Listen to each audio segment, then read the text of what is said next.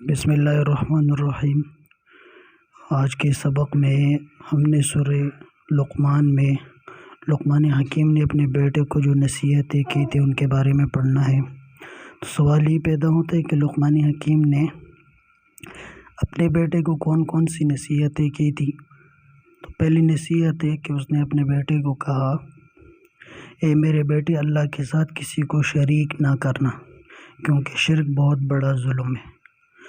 دوسرا حکم اور دوسری نصیحت اس نے یہ کی کہ اپنے والدین کے ساتھ حسن سلوک کر، کیونکہ انہوں نے تیرے لیے بہت ساری تکلیفیں اٹھائی اور تکلیفوں پہ تکلیفیں اٹھا کے تجھے پالا اور تجھے بڑا کیا، تو اس لیے اپنے والدین کے ساتھ حسن سلوک کر۔ اگرچہ وہ والدین کافر ہی کیوں نہ ہو، کافر ہو تو دنیاوی معاملات کے اندر ان کے ساتھ اچھا رویہ رکھے اور دستور کے مطابق ان کے ساتھ پیش آئے۔ ہاں، اگر وہ ایسا کوئی حکم دے جو اسلام کے خلاف ہو، جو شریعت کے خلاف ہو، یا وہ شرک پر مجبور کرے، تو ان باتوں میں ان کی اطاعت نہ کرے، لیکن جہاں تک دنیاوی معاملات کی بات ہے تو دنیاوی معاملات میں ان کے ساتھ اچھا سلوک کرے۔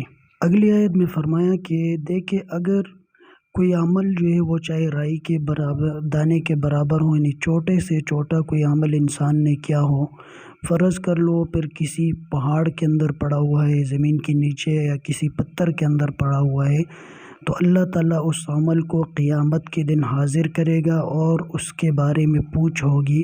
اچھا عمل کیا ہوگا تو اس کے اوپر اس کو ثواب ملے گا، اور اگر برا عمل کیا ہے تو اس کے اوپر اس کو سزا ملے گی۔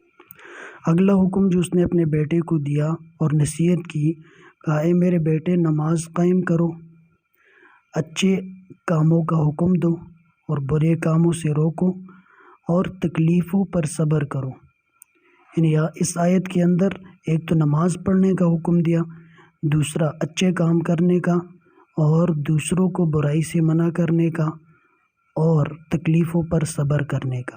اور آگے فرمایا کہ یہ جو کام ہے یہ بہت عظمت اور ہمت والے کام ہے، یہ کوئی آسان کام نہیں ہے۔ اگلی نصیحت یہ کی کہ لوگوں سے بے رخی نہ کرنا، یعنی لوگوں سے اپنا چہرہ نہ پھیرنا، اگر وہ پاس آ جائیں کوئی کام وغیرہ کے لیے تو ان سے بے رخی نہ کرے، بلکہ ان کی طرف بھی توجہ کرے، اور زمین پر اکڑ کے نہ چل۔